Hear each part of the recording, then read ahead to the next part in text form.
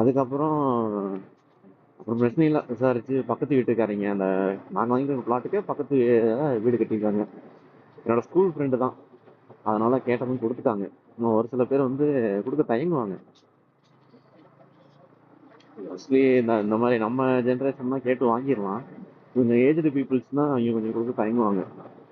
அதனால அந்த லே அவுட்டு வேணும், பட்டா, அந்த ஃபஸ்ட்டு டாக்குமெண்ட்டு, அப்புறம் பட்டா, டிடிசிபி அப்ரூவல் வாங்கியிருந்தா அதோட காப்பி, அப்புறம் வந்து அந்த லே அவுட்டு, இது எல்லாமே இருக்கான்னு செக் பண்ணிக்கோங்க. வாங்குங்க. அப்புறம் நீங்கள் ஆன்லைனில் வில்லங்கம், அப்புறம் பட்டா வெரிஃபிகேஷனு எல்லாம் பண்ணிவிடுங்க. எல்லாம் பண்ணிவிட்டு உங்களுக்கு தெரிஞ்ச ரைட்டர் இருப்பாங்க, மோஸ்ட்லி புரோக்கரே ரெடி பண்ணி கொடுப்பாங்க. புரோக்கர் இல்லாமல் நீங்கள் ஸ்ட்ரைட்டாக பார்க்குறதுனா நிச்சயம், ஏன்னா புரோக்கர்னா புரோக்கர் 2% கமிஷன் கொடுக்கணும். ஆனால் புரோக்கர் இருந்தால் புரோக்கரே ஃபுல்லாக ரெடி பண்ணிடுவாங்க. ரைட்டரை பார்க்குறது, உங்களுக்கு என்னென்ன வேணுமோ எல்லாம் ரெடி பண்ணி தந்துடுவாங்க. அந்த மாதிரி பண்ணிக்கோங்க. இல்லை நீங்களா வாங்குறீங்கன்னா தெரிஞ்ச ரைட்டரை பார்த்து அவங்ககிட்ட ஒரு தடவை கொடுத்து எல்லார்த்தையும் கிராஸ் வெரிஃபை பண்ண சொல்லிடுங்க. அவங்க வெரிஃபை பண்ணிட்டு எல்லாம் கரெக்டாக இருக்குன்னு சொன்னதுக்கப்புறம் நீங்கள் வந்து ரேட் நெகோசியேஷன் பண்ணுங்க. எங்களுக்கு கேட்டது எவ்வளோ கேட்டாங்கன்னா 5 சென்ட்டு, சென்ட்டுக்கு 4 சொல்லி 20 சொன்னாங்க. அவ்வளோலாம் முடியாது அப்படின்னு சொல்லிட்டு 17க்கு முடித்தோம். ஆனால் இன்னுமே கம்மியாக பேசியிருக்கலாம், ஏன்னா எனக்கு அப்போ எதுவுமே தெரியாது. டிடிசிபி அப்ரூவலு என்ன சொன்னாங்க, அதெல்லாம் அமௌண்ட் கம்மியாக தான் ஆகும், உங்கள்கிட்ட டக்குன்னு வாங்கிடலாம் அப்படின்னு சொன்னாங்க. ஆனால் இப்போ விசாரிக்கும் போது தான் தெரியுது அதுக்கு இன்னும் எவ்வளோ ஆகுதுன்னு தெரியல. நான் விசாரிச்ச வரைக்கும் ஒரு இன்ஜினியர் மூலியமாக விசாரிச்சதுக்கு 55 கேட்டிருக்காங்க, அவங்க ஃபீஸு மற்றபடி எல்லாமே சேர்த்து. ஸோ 55 கேட்டிருக்காங்க. சரி, அதை ஓகே, அதை அப்படியே பெண்டிங் வச்சுட்டு நம்ம ஸ்ட்ரைட்டாக போய் விசாரிச்சு பார்க்கலான்ட்டு இப்போ ட்ரை பண்ணிட்டு இருக்கேன். எது பெட்டராக இருக்கோ அதை நம்ம பண்ணிக்கலான்ட்டு இருக்கேன்.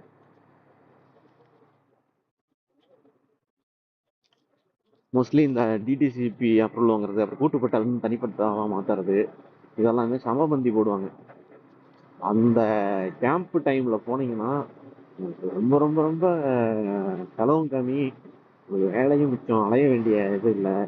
எங்களுக்கு வந்து என்ன கூட்டுப்பட்டாலும் தனிப்பட்டா வந்து அவங்களுக்கு சைடே ஒரு மாதிரி வெயிட்டிங் லிஸ்ட்டு, ஒரு லிஸ்ட்டு மாதிரி பெண்டிங் லிஸ்ட்டு மாதிரி ஜென்ரேட் ஆகி ஆஃபீஸுக்கு போயிருக்கு.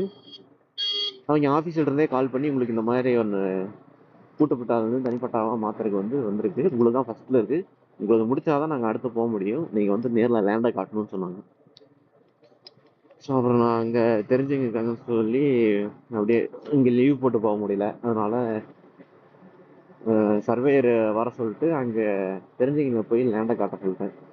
எங்கள் கடையில் அவங்களும் அளந்துட்டு போயிட்டு அப்புறம் பட்டாவுமே ஒரு 3-4 டேஸில் அப்ரூவ் ஆகி வந்துருச்சு, அந்த செலவும் இல்லை. அதையும் முடிச்சுட்டு இப்போ தான் அப்ரூவலுக்கு ட்ரை பண்ணிக்கிட்டு இருக்கேன். அதான் ஃபஸ்ட் நீங்கள் லேண்ட் வாங்குறீங்கன்னா அந்த மாதிரிலாம் பண்ணிடுங்க. அப்புறம் ரேட்டு பேசுறதெல்லாம் நீங்கள் மற்றவங்களை கூட்டிகிட்டு போய் உட்கார வச்சுக்கிட்டு அவங்கள நம்பிக்கிட்டு அவங்க பேசி நமக்கு குறைச்சி கொடுப்பாங்க அப்படின்லாம் நினச்சிக்கிட்டு இருக்காதீங்க. நீங்கள் வாங்குறீங்கன்னா நீங்கள் தான் பேசணும். உங்களுக்கு என்னதான் அப்படி நல்லது பண்ணணுன்னே வந்திருந்தாலும் அவங்களும் ஓரளவு தான் பேசுவாங்க.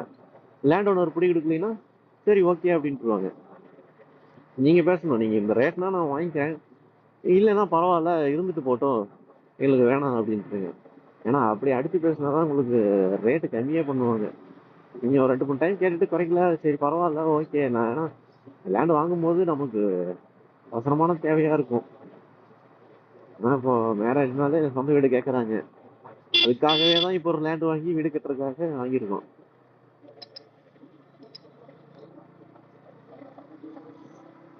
நீங்கள் என்னதான் அவசரம் இருந்தாலும் நின்று பேசுங்க. ஏன்னா நான் எனக்கு அப்படிதான், இன்னொருத்தர் பேசுவாருன்னு நான் பாட்டு சும்மா உட்காந்துருக்கேன், பேசுவார்னு பார்த்தா டப்புனு அட்வான்ஸ் தூக்கி கொடுத்துட்டாரு ரேட்டை ஃபைனலைஸ் பண்ணி. சென்ட் வந்து 3,17,000க்கு. இப்போ நான் 5 சென்ட் 17 லட்சம் அந்த இதுதான் முடிஞ்சிருக்கு. அப்புறம் வந்து அமௌண்ட் எப்படியும் கேஷாக தான் கேட்பாங்க. உங்களுக்கு அந்த வேல்யூவேஷன் அமௌண்ட் கவர்மெண்ட் அமௌண்ட்னு ஒன்று இருக்கும், உங்களுக்கு பத்தாத்துல ஒரு அமௌண்ட் வரும். ஏன்னா எங்களோட பத்திர அமௌண்ட்லாம் பார்த்தீங்கன்னா 1,21,000 தான், 5 சென்ட்டுக்குமே சேர்த்து பத்திர அமௌண்ட்டே. மீதி ஃபுல்லாக வந்து கேஷாக கேட்பாங்க. அது தகுந்த மாதிரி நீங்கள் பார்த்துக்கணும். அதே மாதிரி லேண்ட் ஒருத்தர் இருந்து வாங்குறீங்கல்ல, அவங்களுக்கு தான் நீங்கள் கொடுக்கணும். எங்களுக்கு எங்களுக்கு லேண்டு கொடுக்குறவங்க என்ன சொன்னாங்கன்னா, நாங்கள் இன்னொரு சைடு இன்னொருத்தர் இருந்து லேண்டு நாங்கள் வாங்கின லேண்ட் ஓனர் வந்து இன்னொரு இடத்துல லேண்டு வாங்குறாங்க, டைரக்டா அந்த ஓனருக்கு நீங்க பேமெண்ட் பண்ணிருங்க அப்படிங்கிற மாதிரி சொன்னாங்க. அந்த மாதிரிலாம் பண்ணிடாதீங்க. நீங்க லேண்ட் ஓனருக்கு தான் பேமெண்ட் பண்ணணும், அதுக்கான ப்ரூஃப் இருக்கணும். ஏன்னா ஃபியூச்சர்ல எதனா பிரச்சனை வரும். நீங்க எனக்கு அமௌண்ட் அனுப்புனதுக்கான ப்ரூஃபே இல்லை, அமௌண்ட் அனுப்புனதுக்கு என்ன ஆதாரம்? ஏன்னா அவங்க சைடு எதனா ப்ராப்ளம் ஆகி ரெஜிஸ்ட்ரேஷன் கூட நின்றுக்கலாம். லேண்ட் டாக்குமெண்ட் எதனா தப்பா இருந்து அந்த சைடு ரெஜிஸ்ட்ரேஷன் நின்றுக்கலாம். அப்ப அவங்க என்ன பண்ணுவாங்க, அந்த சைடு அவங்களால எதுவும் பண்ண முடியாது. ஏன்னா அவங்களுக்கு அமௌண்ட் அனுப்புன மாதிரி எந்த ப்ரூஃபும் இருக்காது, நம்ம தான் எங்களுக்கு அனுப்பியிருப்போம். அதே மாதிரி இந்த நம்ம லேண்ட் ஓனருக்கு நம்ம அனுப்புன மாதிரி எந்த ப்ரூஃபுமே இருக்காது. அப்போ வந்து நம்ம கிட்ட கேட்பாங்க, நீங்க அமௌண்ட் எங்களுக்கு அனுப்பவே இல்லை அப்படிங்கிற மாதிரி கேஸ் எல்லாம் போடுறதுக்கும் வாய்ப்பு இருக்கு.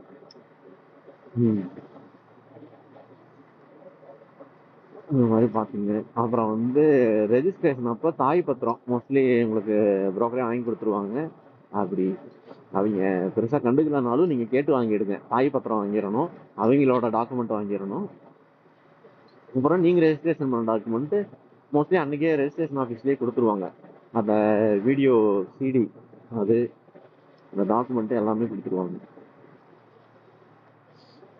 அந்த நெகோசியேஷன் பற்றி என்ன சொல்லிக்கிட்டு பண்ணுறப்ப சொல்லிட்டு இருக்கேன். இவங்க நெகோசியேட்டே பண்ணாமல் அவங்க ஒரு அமௌண்ட் சொல்லிட்டு இருக்காங்க, இவங்க பேசுவாங்கன்னு நானும் வாயை பார்த்துட்டு இருக்கேன். என்ன பண்ணிட்டாங்க, டக்குன்னு இவங்க பார்த்து அவங்க சொன்னதுல இருந்து ஒரு சென்ட்டுக்கு ஒரு 3000 கம்மி பண்ணி அமௌண்ட்டை ஃபைனலைஸ் பண்ணிட்டாங்க.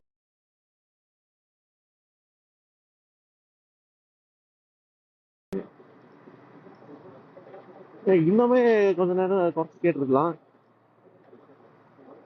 எப்படின்னா முன்னாடி நாள் பார்த்து அடுத்த நாள் அட்வான்ஸ் கொடுக்குறது. லேண்டையும் முன்னாடி நாள் தான் பார்க்குறேன், அடுத்த நாளே அட்வான்ஸ் போடணும்ட்டாங்க. அந்த மாதிரி எதுவும் அவசரப்படுறாதீங்க. குறைஞ்சது ஒரு 3 மாதத்துக்கு அட்வான்ஸ் கொடுத்து ஒரு 2 வீக்ஸில் ரெஜிஸ்ட்ரேஷன் வேறு. ஏன்னா அந்த லேண்ட் வந்து எதுவும் அதான் இன்னொரு இடத்துல லேண்ட் வாங்குறாங்க, அதனால ரொம்ப அர்ஜென்ட்டுன்னு சொல்லிட்டு வாங்கிட்டாங்க. நீங்கள் மோஸ்ட்லி லேண்ட் வாங்குறோன்னா அட்வான்ஸை கொடுத்துட்டு ஒரு 3 மாதத்துக்கு அக்ரிமெண்ட்டை போட்டுருங்க. இவ்வளோ உங்களுக்கு நீங்கள் அந்த ரெஜிஸ்ட்ரேஷன் ஆஃபீஸ் பக்கத்துலேயே ரைட்டர்ஸ் ஆஃபீஸ் வச்சுருப்பாங்க. அந்த ஆஃபீஸில் போய்ட்டு நீங்கள் இந்த மாதிரி ஒரு அக்ரிமெண்ட் வேணும்னு சொன்னீங்கன்னாவே போட்டு தருவாங்க. ப்ரோக்கரே ரெடி பண்ணி தருவாங்க, ப்ரோக்கர் வச்சு பண்ணீங்கன்னா.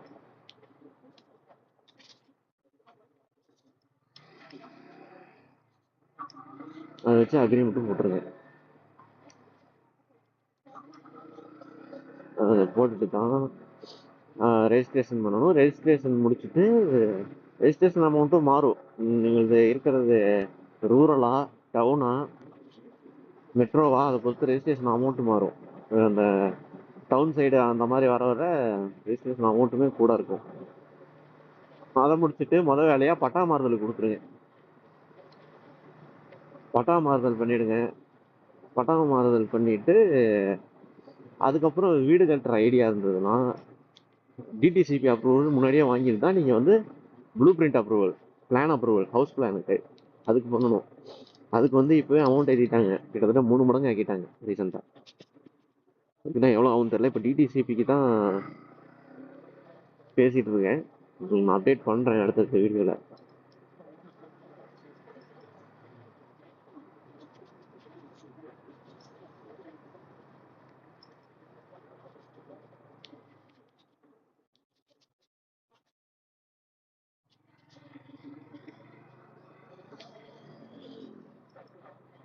ஏன்னா உங்களுக்கு பேங்க்ல எல்லாம் லோன் போட்டு வீடு கட்டுற மாதிரி இருந்தீங்கன்னா டிடிசிபி கன்ஃபார்ம் இருக்கணும். டிடிசிபி இல்லாமல் உங்களுக்கு லோனே கிடைக்காது. டிடிசிபி வச்சு ஹவுஸ் பிளான் அப்ரூவலு, அதே மாதிரி லோன் வாங்குறீங்கன்னா நீங்கள் ஹவுஸ் பிளான், அந்த பிளானுக்கு ஒரு எஸ்டிமேட் இருக்கும். நீங்கள் அந்த பிளான் போடும்போதே உங்களுக்கு வந்து ஹவுசிங் லோனுக்கு 10% மார்ஜினாக இருக்கும்.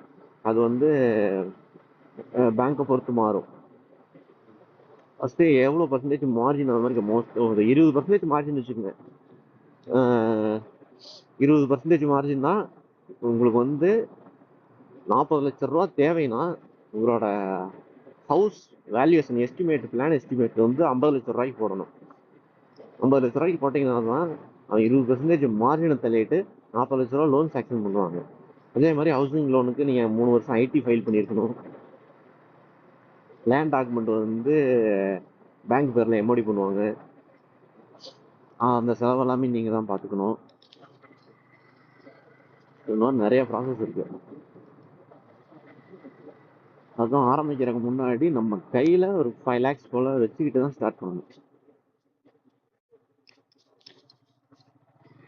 ஏன்னா சப்போஸ் உங்களுக்கு வந்து ஹவுசிங் லோன் வந்து பார்ட்டாக தான் ரிலீஸ் பண்ணுவாங்க அமௌண்ட்டு. ஃபஸ்ட்டு ஒரு 50 lakhs வாங்குறீங்கன்னா ஃபஸ்ட்டு ஒரு 20 lakhs, அடுத்து ஒரு 15, அடுத்து ஒரு 10, மறுபடியும் ஒரு 10, அடுத்து ஒரு 5.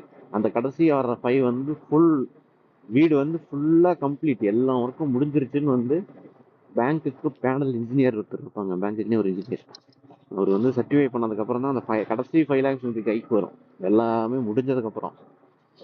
அதே மாதிரி ஒவ்வொரு ஸ்டேஜுக்கு அப்புறமும் அந்த பேனல் இன்ஜினியர் வந்து சர்டிஃபை பண்ணணும்.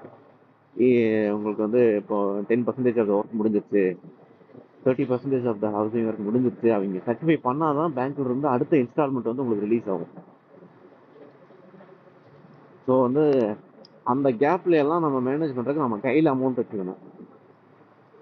மோஸ்ட்லி ஹவுசிங் லோன் வந்து உங்க கையிலேயே அமௌண்ட் இருக்குன்னா நீங்க ஹவுசிங் லோன் போகவே வேணாம். இல்லை கையில் அமௌண்ட் இல்லை, லோன் போடுற தவிர வேறு வழி இல்லை அப்படின்னா நீங்கள் லோன் போட்டுக்குங்க. மற்றபடி ஒரு அமௌண்ட்டெல்லாம் இருக்குது அப்படின்னா ஒரு ஒரு 50 lakhs தேவை அப்படின்னா மோஸ்ட்லி ஹவுசிங் லோன் போகாமல் வேறு பர்சனல் லோன், அப்படி இல்லைன்னா கோல்டு இருந்ததுன்னா கோல்டு வச்சு லோன் வாங்குங்க. பேங்க்கில் ஃபைனான்ஸ் வாங்கிட்டு வரீங்க, அங்கெல்லாம் இன்ட்ரெஸ்ட் ரேட் அதிகம். நீங்கள் பேங்க்கில் வச்சு வாங்க. ப்ரைவேட்டுன்னு போகும்போது உங்களுக்கு சார்ஜஸ் அதிகமாக இருக்கும், ஆனால் நீங்கள் வந்து இன்ட்ரெஸ்ட் ரேட்டை நெகோசியேஷன் பண்ண முடியும். அதே பப்ளிக் செக்டார் பேங்க்ஸில் நீங்கள் அவ்வளோ சீக்கிரத்தில் உங்களுக்கு இன்ட்ரெஸ்ட் ரேட் நெகோசியேட்டே பண்ண முடியாது. அதுக்கு இன்ட்ரெஸ்ட் ரேட் உங்களுக்கு கம்மி பண்ணணும்னா நீங்கள் பெரிய ஆளாக இருக்கணும், அதுக்கு அதிகமான கொலெக்டரை சப்மிட் பண்ணணும். அதே ப்ரைவேட் பேங்காக இருக்கும்போது சார்ஜஸ் அதிகமாக வரும், ப்ராசஸிங் ஃபீஸும் அதிகமாக வரும். நீங்கள் ஃபோர்க்ளோஸ் பண்ணீங்கன்னா ஏகப்பட்ட சார்ஜஸ் வரும் பப்ளிக் செக்டார் பேங்க்கோட. ஆனால் அங்கே என்னன்னா நீங்கள் எக்ஸ்ட்ரா கொலெக்டரல், இப்போ கோல்டு வந்து ஒரு 10 பவுன் இருக்குன்னா அந்த 10 பவுனை சப்மிட் பண்ணி இன்ட்ரெஸ்ட் ரேட்டுக்கு வந்து ஒரு 0.5%, 1% கம்மி பண்ணிக்கலாம் ப்ரைவேட் பேங்க்ல. அந்த மாதிரி பண்ணிக்கோங்க. அவ்வளோதான் guys. அவ்வளோதான். நான் உங்களுக்கு நெக்ஸ்ட் வீக் வெள்ளிக்கிழமை தான் நான் போயிட்டு ஆஃபீஸ் பார்க்க போகிறேன், முனிசிபாலிட்டி ஆஃபீஸ் போயிட்டு டிடிசிபி அப்ரூவலுக்கு.